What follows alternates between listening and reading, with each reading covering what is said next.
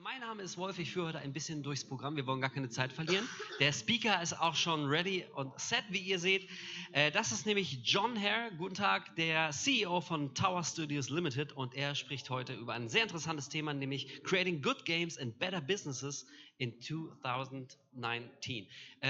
Wie immer, wenn ihr ein paar Fragen habt, am Ende haben wir noch so 5 Minütchen ungefähr, um diese Fragen loszuwerden. Also wenn euch was interessiert, ich sehe da schon einen jungen Mann mit einem Block und einen Stift, genau. Schreibt euch also die Fragen auf, spart sie euch bis zum Ende auf und dann könnt ihr sie ihm stellen und er wird sie bestimmt adäquat und eloquent beantworten. Und jetzt überlasse ich die Bühne Jon Hare. Please, it's your show. Und einen kleinen Applaus bitte für Jon Hare. Thank you. Okay, guys, how many of you are involved in making games or running your own games business or developing at all? Okay, brilliant. Great, because this talk is pretty much aimed at people making games, interested in making games, involved in publishing, developing, or whatever. So I've been making games a long time. I started in 1985, okay, which is probably before many of you were born. So this is really like taking a bit of a history trip on the business of games, which isn't talked about very often, and how we can learn lessons from the past to do better business now, okay? So that's what it's about. And there's bits about game design and stuff like that I'll throw in. Okay, so independent game development, how to make money in what I'm calling the modern digital era of game development, okay? So this is a picture of me and my old team, Sociable Software, from 1993, when we made a game called Cannon Fodder, and we made a stupid video to promote it, dressed up in military uniforms, run around in the field for a day, found a dog, and there's a picture. Okay, so this is just me, so you know who I am. So my main jobs are as a game designer and a business guy, running and being a co-owner of development teams or running development teams or working with other development teams. So I've actually worked out yesterday, it used to be 90 something. This is an old talk I did from 4 years ago, which I've kind of upgraded. But I've done exactly 100 games to be involved in the design of now to this date from the start, okay, which is a lot of games, yeah? So 64 of those titles have been published, okay, which tells you the other 36 never quite made it. So it's about 2/3. 15 were canned. You know what a game being canned means. What I mean by game being canned, please come in, characters, just take a seat. Yeah, wolves are very welcome, please. In you come. So 15 canned, by that I mean that of the games that weren't published, they were kind of like signed. Oh no, not necessarily signed. They were kind of like canned in the middle of development. So 3 of them, we were making a game, we messed something up, and then the guys we were signed to with the game said, no, we don't want it anymore. That's 3 out of 100, it's not bad going. 9 of them, they went wrong. So they said, you know what, we signed you to do this game, well, we don't want to do it anymore. Okay, about 1/10, okay, about 1 in 10. And 4 of them, they just didn't ever get signed. So we kept on going, we couldn't get a deal, in the end we dropped out. So when you look at making games over a long history, you start to see these different patterns. So some people might go, oh God, all my games, they were never signed. And it's like, yeah, well, look at it in percentage terms. Out of 100, it gives you a really nice spread. So 19 never left the drawing board. What does that mean? That means we had some idea for it. Me and my guys I'm working with are going, yeah, let's make a game. But then we're doing another game and we can't really have time to do it, or it's a half-baked idea, or we start writing it up and it never got to that development phase, basically. It was in the design concept. Now, for me as a designer, I do a lot of design concepts that never quite made it to that stage because the development team, we couldn't get them together or whatever. But that's 19, so about 1 in 5 basically just remain as ideas and never become a reality. However. So this is just a recap on all the designs. Out of 100, there's our breakdown. Now you might notice if you add these numbers up, there's 2 missing. The 2 that are missing out of this 100 are ones that I'm working on that are so new, I don't know how to categorize them. They're new ones I've just started working on the design of. And in this case, a supporting designer, okay? So the 100 games that I've designed, 10 of those have got to number 1, normally across Europe. So that means in the UK, in Germany, France, Italy, Spain, sometimes some of those countries, not all of them. But again, 35 years, 100 games, 10 number 1 games. So we can do a good spread of the way things are working. And in 68 of those games, roughly 2/3, I've been the lead designer. It's been my idea. I've been pushing it forward, having sometimes other designers with me, with the development team, dragging them forward. Obviously, with 19 of them, no development team wanted to work on them, and they just went back in the drawer again. But you start to get the pattern over a long period of time. And 32 as a design consultant. So you can see these logos appearing around this. This is just to make it like to have some variety. But this gives you an idea of the kind of companies I've worked for. So if we go back one, then this is a lead designer. These are companies I've worked for. These companies here, Sensible Software, Tower Studios, have always been my companies I've been an owner of, okay? Pretty much Sensible from 86 to 99, then we sold this company. And then from 2004 to now, Tower Studios. So pretty much 2 companies for me. These companies are ones I've worked for. This guys, I was like a development director. These guys, I was a development director. These guys, I was a senior development consultant. Codemasters, Vivid Games, I worked with them for many years in the kind of like cooperative contract in Poland. And EGX, again, I was a publishing director. So the guys I've worked with closer. And then these ones are other short-term consulting gigs. If anyone knows what consulting work in games is like, it's like Sega needed someone to do some design on something once. I did the job to get some money. Same with THQ, same with Saatchi and Saatchi. These are just extra little jobs you can pick up on the side, which you don't always want to make a full game and get a whole development team together. Sometimes it's nice to just do a few days work, get paid well, and get out, you know. So there's a big variety there. So also I do the business side of the games companies. That means signing contracts with publishers, licensing deals normally that start to create royalty streams that bring money into your company. And over my lifetime, as I've calculated out, I've signed 51 contracts of this nature. I might also add I've signed probably 3 times that as many with staff inside the company as development staff that we pay royalties to, or as people who are suppliers to us who might do a conversion of a certain, say if we have a game, like our game Sensible Soccer, for the some of the versions on the Jaguar or whatever, we'd get a third-party company to do the development for us, so we could focus on designing new games. So I've done loads of those. But these 51 contracts are with publishers, okay?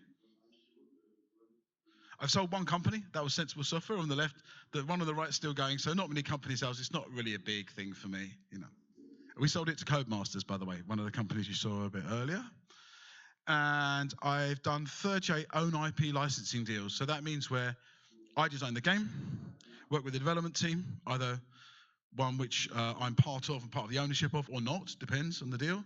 And then my job is to go out to speak to loads and loads and loads of publishers and try and get a good deal for us, which means generally they do the marketing. That's great.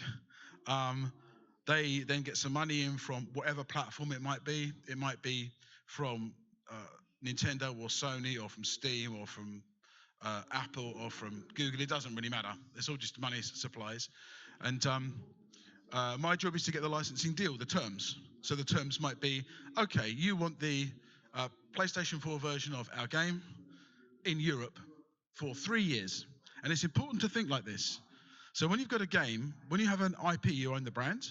You don't need to say, you can have all of the IP all around the world in all of the formats forever, right? This is the first, I mean, having done all these deals, I've signed so many terrible, terrible deals and made so many mistakes from starting when I was 19 years old.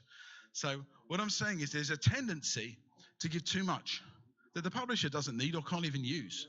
You know, they don't quite know how to do the VR version for PlayStation yet, but they still want to sign it up. You shouldn't be giving away stuff. So some good little tips. You break it down in formats, you break it down in territory, and you break it down in time.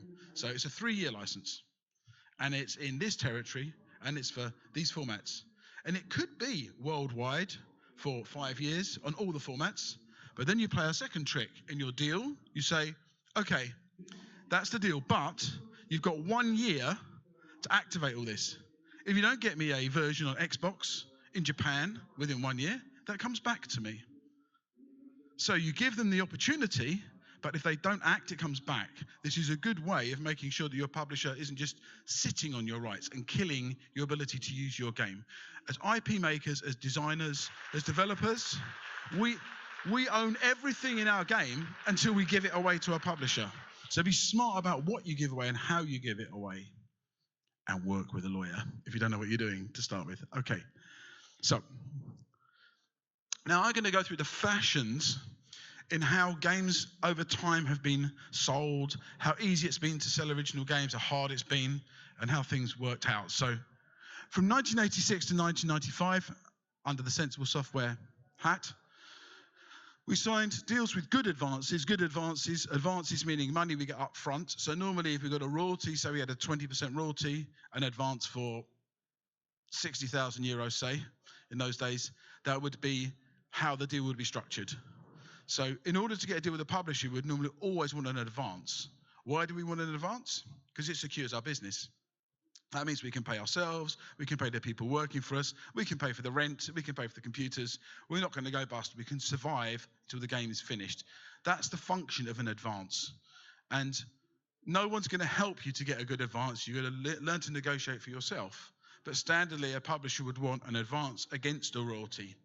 So if they're going to give you, say, 25% of the money in the royalty, and you get a 50,000 advance, then that means that for the first 200,000 of the money coming in, you're going to get nothing because you already had it. You already had your 25% of that 200,000 as the 50,000 advance. After that point, any extra sales on top of that, they would start to pay you 25% of all the money coming in. And often they would, before they even do that split, take off some costs off the top of that.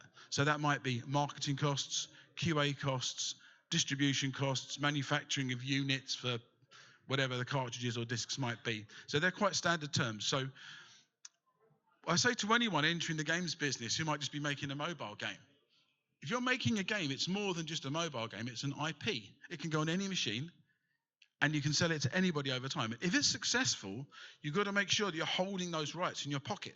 You're not giving them away. You're not thinking too small about your game. Because a lot of people have the problem that they think too small, and if they suddenly go big, they're stuck. Like they're business-wise, it's too late. They've already blown everything. So it's thinking about it from the start. You don't need to spend money on it. You just need to be smart about it, actually. So anyway, it was a really good time to sell original games up to the mid-90s. What happened in the mid-90s? Two things. Firstly, big media companies moved into the games business for the first time. So these games were all on like the Commodore 64, the Spectrum, the Commodore Amiga, the Atari ST, maybe some early Mega Drive games, some PC games. Suddenly, we got the whole console explosion, the Mega Drive, then the PlayStation, Xbox, and big media companies. So companies, Sony, Warner, Bertelsmann, previously just film and music companies, started to move into our business. And so they started to splash around big money. And we all went, yeah, please, we'll have your big money. Thank you very much. But the model of the industry changed. And after a while, at the same time, there was a dot-com bubble going on, which meant that loads of people who didn't know how to make games said, I can make games. And luckily for them, companies like Sony and Warner who are new went, okay, we'll talk to you then. They didn't understand the difference. They got burnt a lot. And within 3 or 4 years, they stopped signing any original games. This is a good lesson where you don't mess around with big companies. But this actually set us back for about 10 years in the games industry trying to sell original games. And even for people like me who'd had a lot of hits before that point, couldn't sell an original game. And here we go on to the next thing. Between 1996 and 2004, I signed no deals with good advances for any new original games. This is because of this phenomenon of big companies coming in, paying us big money initially, not understanding the games industry. No one understands it from the outside. If you make a film, it's relatively simple what you're delivering. A file which runs from the start to the end, and then you can just put out on various formats. Games are not the same. They're technically really complicated compared to films, music, books, everything. And a lot of the big media companies takes them a few years and a few games to understand what a nightmare it is, basically, technically, to run what we're making. So their assumptions are normally wrong, but they've got the power and the money. So they just do it their way. So their way was, we want sequels and we want licensed tie-ins, and we don't really want anything else for about 8 years. So then we get on to 2005 to 2014. That's an interesting time. So this is a time where we're starting to get games on the old mobile phones. Okay, old mobile phones. So that's like your Nokias and stuff. Now, these people were the very worst at respecting original game development. They treated us like little pieces of dirt. Games were 2% of their income. They really didn't care. They had no respect at all. And they only pretty much wanted licensed tie-ins, almost exclusively. Almost impossible to sell an original game with those old phones. But in these days, between 2005 2014, which includes conversion to some of my old games, Sensible Soccer, Cannon Fodder onto various formats, including mobile, including Xbox, I think, PlayStation maybe, we sold 9. So this is okay, but it's not really so much fun converting your old games again and again and again, especially when you made the first version in 1992, and now you're like 14 years forward, but you're like treading water still, doing the same thing, you know? But it pays the bills, so you can't complain too much. And then towards the end of this period, from about 2011, 2009, and this is the advent of, basically, of touchscreen devices. So suddenly you had your Angry Birds, Doodle Jump, these kind of games were the first of that type. And then that little period up to 2009 was pretty good. And in 2009, there was still only 1,500 games per year put into the App Store. So it was quite good, and obviously some of them made it extremely big. And in this time, there was an appetite again to sign original games. So I was working with a team in Poland at this time. This is a small game of their design that I worked with to help them kind of like do design advice and business that we put onto the DS. And this is one of my games, Word Explorer, which we put onto the iPhone, stuff like that. So this is the last, actually that's the last major original game I did until quite recently, 2014. So they didn't sell that well, small advances, but at least you can sell original games at this point and you're not got this block we had in the previous period. But we failed to find good deals for the other games IPs we had. And the reason was because the companies had such few slots to sign original games with. So we were talking to IDOS. Does anyone remember IDOS? We were talking to these guys at this time. And we had this game CCTV. We're back in 2007 now. It's a really nice game about working, you're basically the police and you're looking at all the CCTV footage and trying to spot criminals and go and grab them before they run away. It's like a pretty much simple like drag criminals out of a crowd kind of thing. Really lovely game. But we couldn't get a deal for that, and we got to the very, very close. So with IDOS, they had 4 games. 4 original games for this year, and they were going to sign 2, can you believe? Because there's so many sequels in these days. And we got to the top 4, but we didn't get to the top 2. So this was this kind of era, like you're nearly there, but no, with this game. And with a few others as well, not just with my own games. I also worked with a couple of other companies at this time representing their games, trying to sell those, and the same issue. It was hard to get buy-in.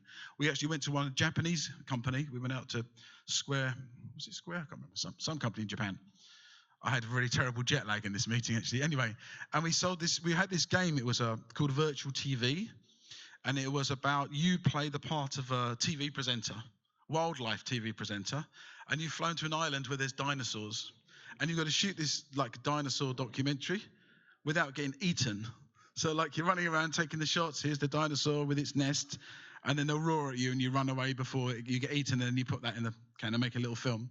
And it was a lovely game, but the company we saw, the Japanese company, said, we're really sorry, we've run this through our accounts department, we can't find any other game like this on the market, so we can't give you a quote, so we can't sign your game. Okay, this was this era summed up in this one meeting, so it's really good. Things have changed since that point nowadays.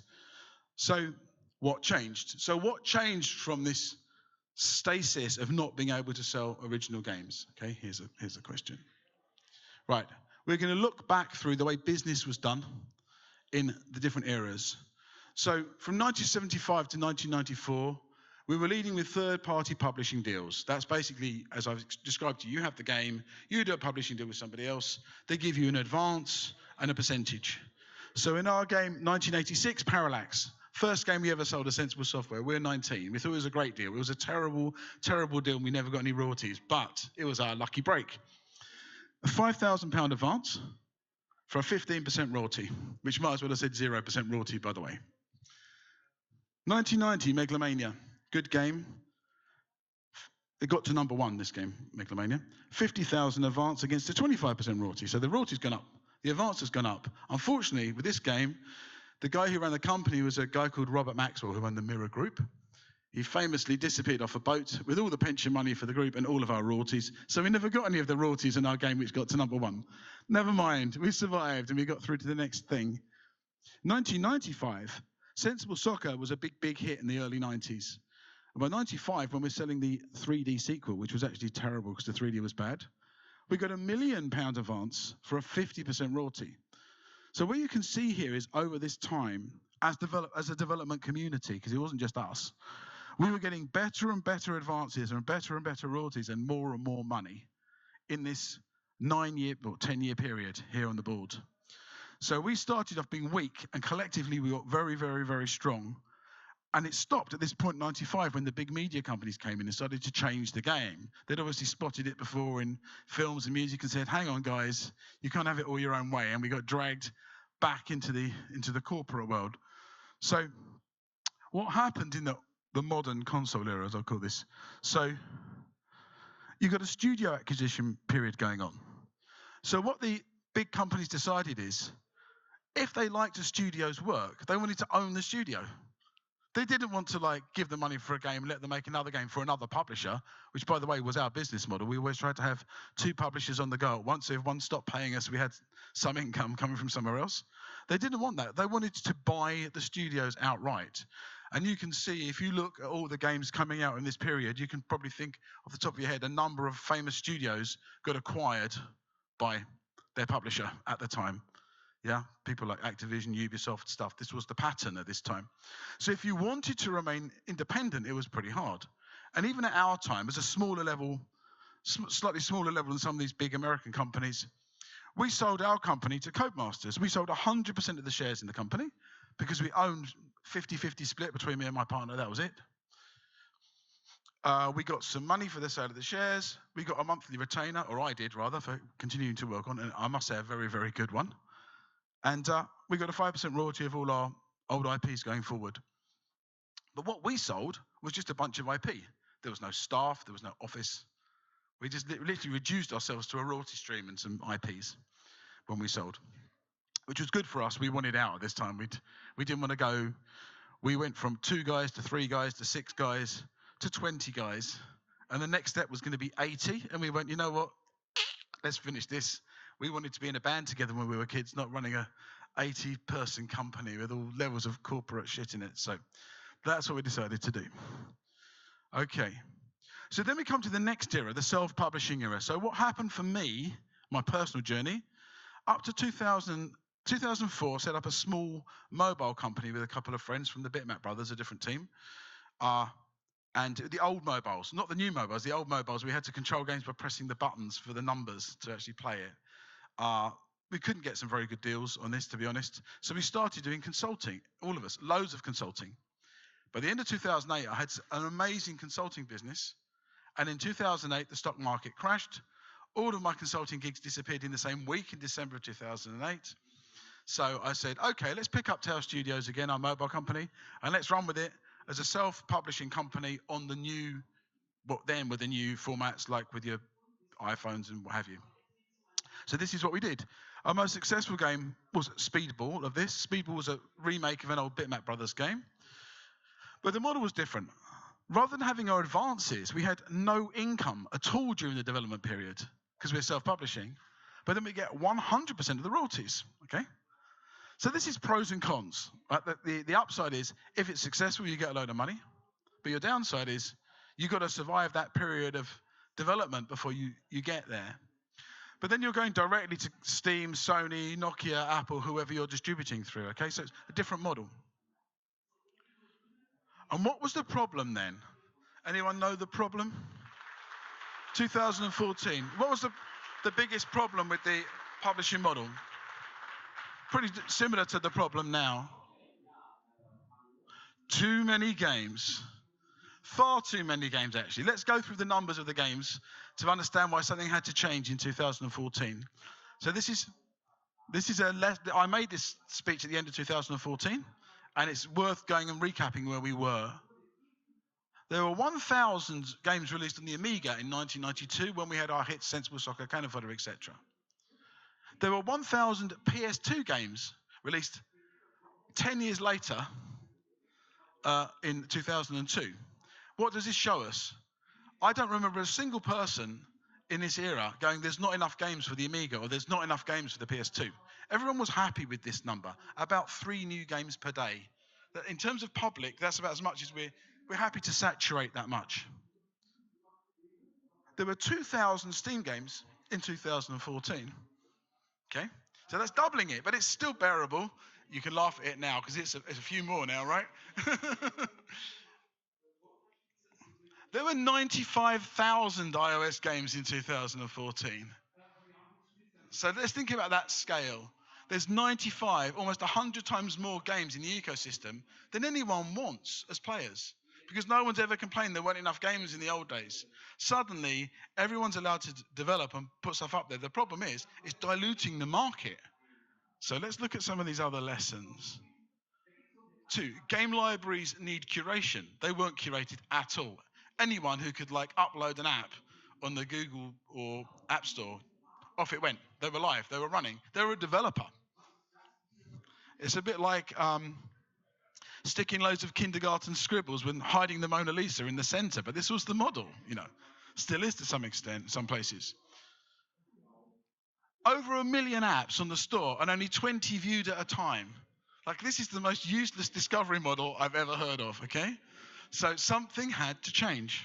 Don't forget, we're 5 years ago now. 40% of iOS apps got no downloads at all in 2014. So your income's going to be pretty low, okay? So as developers, this is a problem. If this is our job, this is now a big, big problem. We've done that big working with no advances for the 100% of nothing for 40% of people, Even big developers struggle to seed new IPs. If you look at the names up there, obviously had massive hits, but the main income for them was still the regurgitation of the old hits again, not the new brands they were trying to seed. They had to go back to the well again with the big hitters like with Candy Crush and with Angry Birds and now with Clash of Clans, and we know the games. And this is the way it works. It's very, very sticky on certain brands. The other lesson, I love this picture of this parasite. User acquisition is parasitic, okay? So what I'm going to show to you now is going back to the old 90s days, the way that the money used to split when we sold stuff. So in the old box games model, make a Amiga game or a PlayStation game, even stick it in a box and sell it. 60% of the money went on the actual manufacture and distribution. The hard, printing the box, making the disc, sticking it in a lorry, driving it to the store, blah, blah, blah. 60% is gone, okay? 10% went on marketing or user acquisition, mainly marketing in those days. And 30% was left to split between the publisher and the developer. So that meant if you sold something for 20 euros, you take off VAT, whatever that is, and then the rest of the money is split in this way. So as publishers, developers, 30% of the money is going to us, and then that gets the split for us, which would be the 50% or the 15% would be the percentage of that 30% that's left, if you understand what I mean. That's the way the model was working. Now let's look at mobile. In 2006, when we got the advent of the start of the App Store and these things, what happened? The model looked really good because it was reversed. Instead of 60% going for distribution and manufacture, Apple, Google, etc. said, we only want 30%. That's amazing, 30%.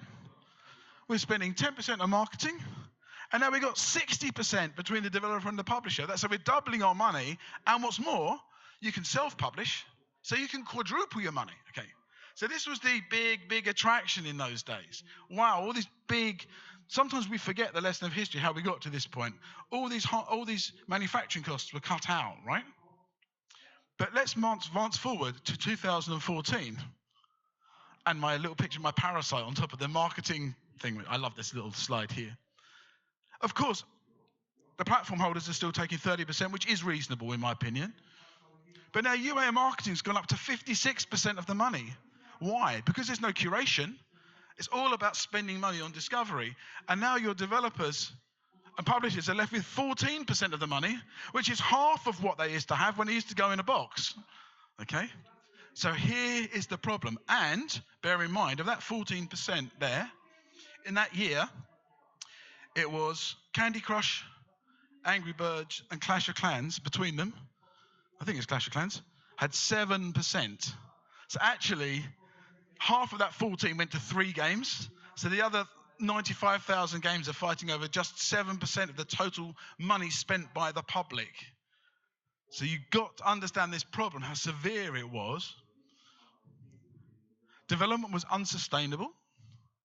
The average game cost $25,000 to make. So the developers on average invested about $25,000 per game. Not a lot.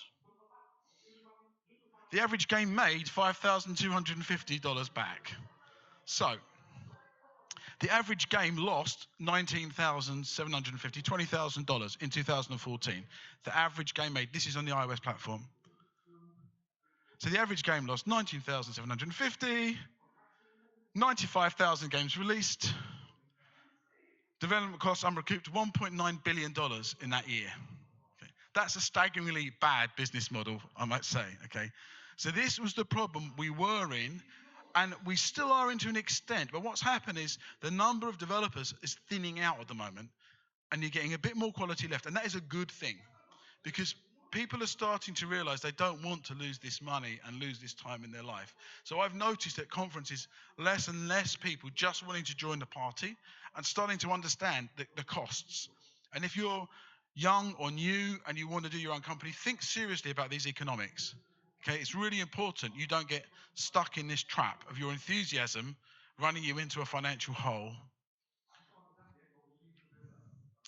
I just made it big and red because it's a nasty number there on this slide. Something had to change. Don't forget we're talking about 2014 here. So this is what I'm calling the modern digital era, which we're in the middle of right now.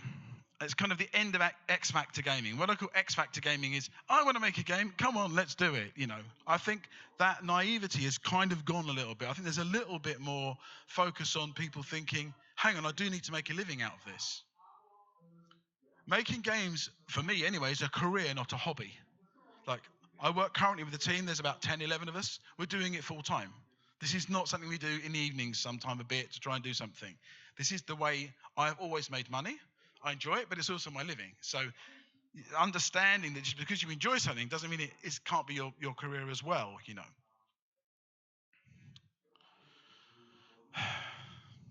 How can developers and investors, publishers that should say, sorry, I didn't update that slide, learn from the past to take control of the future? To succeed, indie developers must think like professionals and not like hobbyists. I cannot stress this enough. It goes back to what I said about when you sign a deal, manage your IP properly.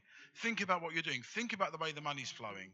Think about how it's going to impact on your life, and if you're married or with a girlfriend or with a house or with kids, how it impacts on that. Or even if you just want to buy a car and you can't. You know, think about how it's impacting financially. What can developers learn from the past? The first one is the most brutal line of all, but it's the truest line of all. Many developers are just not good enough. What are some developers bringing to the table? Are they bringing original ideas? Often, no. Are they bringing good quality replications of existing ideas? No. You should start to worry if both the answer to those are no. If you've got nothing original to offer, and your game is technically poorer than something already on offer, why would anyone buy it? Why does anyone want to buy something which is not new, or is a poor remake of something they can already get for the same price somewhere else? Okay, this is something to really, really think about. And it's not developers' fault that these platforms have been too open. They've been too open in my view. That old model where you used to have the cost of a box and the cost of printing a manual, that meant that a publisher they wanted to put their game in a store. If they wanted to make 20,000 copies, they would have to outlay 40 or 50,000 euros to make the boxes. And that cost stopped them publishing the game if they didn't think it was worth it. And that gatekeeper of physical manufacture has disappeared in the digital world. And that's why so many games can just go waltzing straight through. But the problem is the quality control has been lost in that process. Normally the cost of, do I really want to print 20,000 versions of this piece of shit game? And no. And there was your quality control. And that gate isn't there anymore. And so That's what we're struggling with at the moment. There's a whole industry. No one's at fault here. It's just the way the ecosystem's evolved. We just have to understand it and work around it. Next lesson. Don't try to do everything yourself. I can't say this enough. I have been a developer all my life. For a small period of time, 4 or 5 years, I've self-published. I had a #1 game self-publishing. I'm not a publisher. I'm a developer. I got to #1 game with a remake of a classic old game for a short amount of time and didn't know how to follow up and turn that into a bigger hit. Why? It's not my expertise. It asked me to design a game, asked me to manage a development team, asked me to sign a contract, maybe even do a little bit of marketing. I'm good. I can't do the rest. I don't know how to do sales and distribution. It's not my bag. I don't know how to do QA properly. I don't know how to do localization properly, or really to do marketing properly. I don't know these things. Publishing, work in cooperation with other companies, because you make less mistakes. Okay, you don't get the full amount of money, but you've got experts on your side working with you. It strengthens your team, and if you cut them in on a percentage, you do it without spending any real money. And if they're taking the risk on that game that made 0 money anyway, it's their risk rather than all your risk. So it's being smart about how we do this as a business. Ownership equals control. Again, if you make an original game, anyone in this room who makes an original game, it's your IP until you sign a deal to give it away. Remember that. You're always in control. It's like you've got the cards in your hand until you deal them out. Okay? So remember that. It doesn't matter how junior you are in business and how senior the other guy is. When you sit down at a meeting, if he wants your game, you're in control because you're holding the card that he wants. Of course, you want his money, so he's also in control of the money, but you need to balance that out. But just remember, everyone remember their position. So the focus for me, for developers, is retain your shares and license IP. I've seen so many developers make a mistake of selling too many shares too early. I'm not saying you shouldn't sell any shares. Sometimes you need to sell a relatively small percentage in your company to get income at the start to get you going. But I wouldn't make it any more than 20-25% maximum. Then you start to lose control. Then you've got guys pushing you around. Before you really know what you're doing, when you're still finding your feet, you've got pressure. And pressure in a very difficult market to manage where you can't guarantee success. So I would say retain the shares in your company and retain the IP and license it. And like I said, even if someone wants it worldwide in all formats for X amount of time, just have these clauses to be able to drag the IP back if they don't exploit it. It's a very useful clause to have in any game contract. What can publishers learn? Here's the big lesson I think publishers should learn. Value is in the IPs and not the companies. If I give you an offer, do you want to buy Angry Birds or you want to buy Rovio? What are you going to buy? What's the most valuable thing of those two? It's the IP, right? It's the IP. And the same, we can go through all those major IPs. It's always the same answer. The IP is where the value is, not the company. The company, once you get to a point where you've got a big IP, okay, you need key people who understand and can look after the game. But having a great company doesn't guarantee anymore in the current market that the next game is going to be a hit. If King have failed to do it, if Rovio have failed to do it, if even Supercell sometimes, believe it or not, have failed to get all of their games to be hits, then how can any company guarantee that? So I would say to publishers, look at the IP, what's it worth? Don't necessarily just want to acquire the company. That's a very corporate model, but it's not a publishing model. The publishing model should be looking after the talent, not so you buy them, but so they want to come back to you. As a publisher, they could take a deal with your current game if they like it, and then want an option on your next 2 games. That's fine. If you've got another game after this, we want the same terms option on it, same amount of money up front. Is that okay? Most developers will say yes, great. No shares have changed hands, no big acquisition. It's actually a calmer model, I think, for everybody. Take products on post-alpha. This is me advising publishers now. So many people have got good ideas and blah, blah, blah, and we're going to do this. Wait until you can see the game before you sign it. Probably just about post-alpha stage or some beta stage where you can guarantee, where you're not just trusting them that they can do a good job, where they're actually delivering something to demonstrate their ability. And this is a really good piece of advice for developers as well. Most publishers actually do this. They don't want to take on an idea. They have thousands of ideas pitched to them every month. They want to see something which they think they can sell, which is a product or a nearly there product. So it's important to remember this. Go for quality and not quantity. I think happily the days of just spread betting on hundreds of apps at a time are kind of dying off now. It's, to make money, you need to be more selective on what you back and back it hard. Push through the marketing money, believe in it, work with the platform holders, and try and make that game work. So I think the days of spread betting from publishers are kind of over, and even investors. A lot of investors obviously have been spread betting in 20 developers at a time is 50,000 euros each, which let's see which one sticks to the wall when we throw them all at the wall. Not a great way to do business, really. So quality, not quantity. So the focus for publishers is to find the right game for them.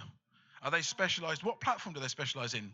Do they specialize in Nintendo Switch? Do they specialize in mobile? Do they specialize in free to play? Do they specialize in VR? You know, all of these things will need different games they're meant to be focusing on.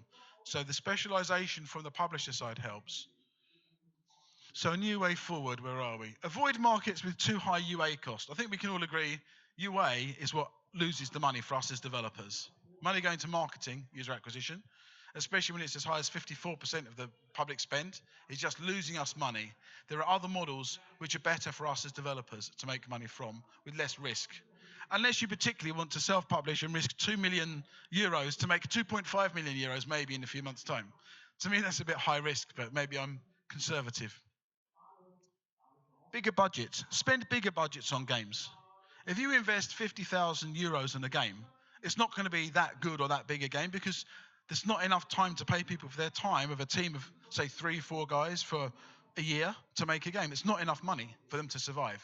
So understanding that less games, but more investment in each game, I would advise. And fewer games is obvious. So the next focus is on IP developer and publisher partnerships. So the model I've always used is to work in collaboration with publishers, with developers, with other companies to bring the games to market, to not do it all myself. And we're going to talk about this model. So here's a little picture, just to vary the slideshow up a bit. So this is me here, design and licensing. This is any company making a game with original game concept. You're running the design and the licensing is your IP to play with. So what you need a development team. Now you can either be part of the development team or you can contract an external development team. There's two options here. Or you can do the model I've used sometimes and currently I'm using in my current game. We develop some of the stuff internally and do some of the conversions externally. Or you get the back-end company to be an external company and the QA company to be external and the localization company to be external, but the rest is done internally. There's many, many ways to configure this stuff. And then we have basically a flow of money. So these are investors. Now, some investors come into the development company as well. But the key is the publisher here. So the publisher, what does it bring to the table?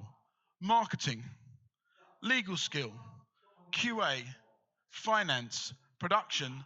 The big game hunter is the guy who goes out and looks for the big games for the publisher, and sales. If you self-publish, you need to do all these things as well as all these things. And if you can't, you're better off working with third parties, allowing them to take a percentage under contracts that are signed, but it frees you up to do what you're good at. And it stops you trying to play at stuff you're probably not going to be good at in the long run. And of course, investment can then come into a publisher and it goes through this way. And then the money's divided up. Normally divided up in some kinds of contracts with money cut from the publisher will give a percentage to the developer, publisher will give a percentage to the design and licensing company, and the design and licensing company in turn will give a percentage to their developers. They could also choose to give a percentage to their back-end company or their QA company, however you want to cut it. This is a totally free world to do deals, you know. So I'm giving a case study, which is our current game, which is called Sociable Soccer. The reason I'm doing that is because I understand my own games, and it's just about to come out now. So we've been through a 4-year development cycle almost exactly. We started almost exactly 4 years ago, and we're just about to be released maybe next week if we're lucky. So let's go through Sociable Soccer. So the idea of Sociable Soccer on my old football game, Sensible Soccer, is a new football game, but for modern platforms. So the idea, the concept of the game is all modern digital platforms. So for touchscreen phones, for PC, for PlayStation, for Xbox, for Switch, even for VR, anything. It's like totally platform agnostic, and it can play any platform against any other platform. So this is how we started off. Football game, thousands of teams, tens of thousands of players. Choose which team you want to play and play against each other, online or offline. This is the starting concept. We quickly decided to launch on a Kickstarter back in 2015, November 2015. Now, we were advised that launching Kickstarters with no prior notice wasn't very good, but I just signed a deal with a new development team in Finland. Guys have gone really well with, still working with them now. And we thought, sorry, we're going to go for it. We don't want to wait till after Christmas. Let's just go whilst we're up for this. So we asked for £300,000 for PlayStation, Xbox, and PC version. Okay. And to cut a long story short, we failed. We failed badly. We failed badly because we gave people no notice, and because 300,000 is actually quite a lot of money to ask for any Kickstarter campaign. So that didn't work. Never mind. So we do something else. So we kept on going. Between 2016 and 2017, I must have spoken to 100 publishers about our game around the world on all the different platforms, going to game shows like GDC, Gamescom, etc. Here even, you know. But we had a bunch of offers, but they weren't right. Now, my advantage of having lots of experience in doing deals is I know a good or a bad deal quite easily. It could be there wasn't enough money up front, could be the terms weren't good for us as IP holders, could be the way the platforms or the way things were. Anyway, we turned down about 12 deals, I think, in this time. How did we survive? You can see the game evolving with pictures as we're going. I just showed you the different steps. So we survived on savings. So from my side, I got savings from old royalties, which is lucky for me. I can live on my old money, survive on it, and put my time in. On the Finnish side, we can get a government loan and some small investment of, I think, around about 20% of the shares in the company on the Finnish side. And that's been enough to get us through these tough years, you know. And then in 2017, the end of it, we self-published an early access version of this game. Now, it was a strange time to do it, but the game had been 2 years in development. We wanted to achieve something and put it out there, but we knew that it wasn't ready for full publishing because the online play wasn't working properly. There's a bunch of other things not working. So we started to do that. But at this point, we also really got not a lot of money in the pot here. You know, so luckily for us, just as we got to the point where we thought, oh dear, we can't continue we don't have the money to develop the game to full publishing on Steam. And we bumped into this Chinese company by fluke who wanted a football game, lucky for us. So we managed to sign a deal with them, and this is Feng Quang is the name of the company, or Crazy Sports in English. They are connected to China Mobile, which is a large mobile distributor in China, government-owned one. So they were able to give us a little bit of money to get us through this year, which was great. It was a survival money year. And that was a great thing to assign. And then this year, we worked with a US publisher. Now, this US publisher, so you understand how this works, I've talked to 100 different publishers all around the world, on all the different platforms. These guys I met 2 years ago at a GDC. And the guy I met was in a different company, selling different stuff. He was selling services. But I continued to meet him. And then this year, I met him and another guy in the company. And they said, we've just set up a new publisher with this new thing. And we think your game, this football game, we played it, we think we can do a deal on it. Totally unexpected for us. So you just got to hang on in there and believe and survive and wait for your break is the lesson here. It's a different model to the old days when you got deals fast. But waiting for the right deal with advances and stuff which make sense can happen if you wait. And then they connected us to Apple Arcade. So we're just about, it should have been launched yesterday actually, but we're hoping it's going to be next week. We're going to launch our game on Apple Arcade. But it's taken us 4 years to get to this point, pushing some platforms up. So PlayStation was at first, now it's not, now mobile is obviously leading, you know. Then we went to going free to play, looking at the Chinese market to lead with. And now with Apple Arcade, you've got to take all your microtransactions out. So now it's twisted back again to being a premium game. But because we set the game up to be platform agnostic and monetization model agnostic, so it could be free to play or it could be premium, This is the benefit we've got now. We're relatively versatile because we set it up at the start to not try and predict what the market was going to be when we put it into it. So now our focus is totally on Apple Arcade and the rest comes later. So for next year and beyond, we'll then, once we've gone through the Apple, just focusing on Apple Arcade for a while, we'll widen it out onto the PlayStation and Xbox and Switch and Steam, and with the guys in China as well. So now finally we've ended up in a place where our game's found its home and its position. And finally, from my perspective, the old thing about getting deals with some advances and some royalties, I found it. It took me 4 years. I saw 100 companies. I turned down 12 deals. So my point is, know what you're doing with your business. Not everyone can follow the same model as I'm describing, but understand the power you have as an IP maker. All the cards are in your own hands. And that is the end of my message. And that's the end of the talk.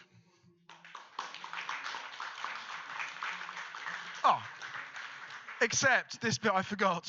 So you're going to have to clap again. Things to do. Reminder. License IP for advances and distribution.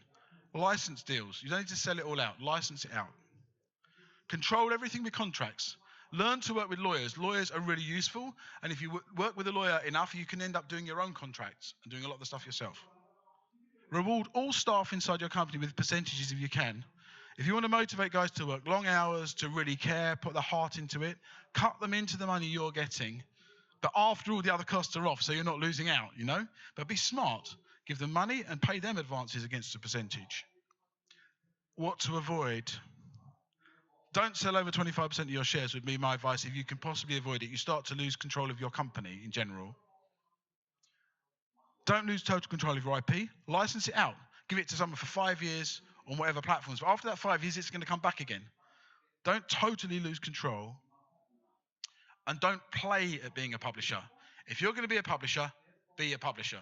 If you're not, work with another publisher, allow them to take a percentage of the money, and learn to work in cooperation, because I've made a lot of money in my life by doing that with many publishers on many platforms around the world.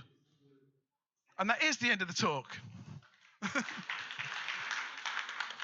Thank you. I can take some questions, yeah. Entschuldigung, ja. Wir haben ein ganz kleines bisschen überzogen, aber wenn jemand noch eine schnelle Frage hat, dann nehmen wir uns die 2 Minuten. Gibt es was? Ja, okay, eine Frage, alles klar. Halt, warte, Moment. Hier, guck mal. Achtung, fang mal den Würfel. Das ist ein Mikro, da musst du reinsprechen. Kein Witz. Nein? Ja, tatsächlich. Okay, so you were talking about the free games you tried to develop that failed during publishers or during development. The canned ones you were talking about, the free ones on your own mistake. So what were some key points in these free games that made them fail during development that you could write down or remember? So something like don't do this or the main things that to do with programming and technology and agreeing, you know, because obviously I'm talking about working on lots of platforms over time. Sometimes you sign a deal and there's new technology and you say, yes, we can do that. And the programming team struggle. Like we struggled. We were probably the leading developer on 2D games in Europe in the 94. When we transitioned to 3D in 95, it was a huge world of pain for us. And 2 games actually got canned because of the not being able to technically convert over to that. So generally it's to do with technical stuff that you can stuff from our side, because I mean, we shouldn't mess up the design or the art. When you got a deal, you know, generally you've got to really try and stick to your deals and honor them. In these cases, it was canned because we messed up, but luckily we didn't have to pay any money back. That's also something to try and do. That's a tricky one, but yeah. Okay, so any other questions? Okay. You can ask me outside. Okay, thanks guys. Okay. Ja, fantastisch. Thank you, John. Wunderbar, ich hoffe, ihr habt viel gelernt, euch ordentlich Notizen gemacht und er hat gerade gesagt, wenn ihr noch eine Frage habt, dann stellt sie ihm einfach ein bisschen privater, nicht auf der Bühne. Er hat bestimmt noch 5 Minuten für euch. Wir machen 2 Minuten Pause, na sagen wir mal 5. Und dann geht es weiter mit Pascal Heimann von Firefly Studios und er spricht über Stronghold Warlords, Herausforderungen und Vorteile mit einer bekannten Marke zum Indie zu werden. In 5 bis 7 Minuten, also bleibt dran. Viel Spaß.